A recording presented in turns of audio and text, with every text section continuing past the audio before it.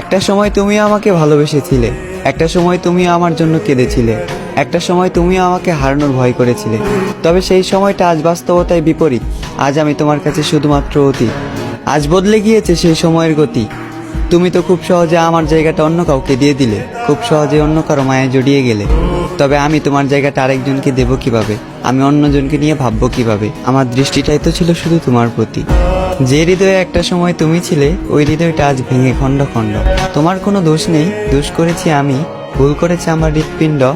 তুমি তো ছিলে নিখুঁত খেলোয়াড়, ভয়ঙ্করভাবে আমার সাথে খেলে আমাকেই দিলে মৃত্যুদণ্ড।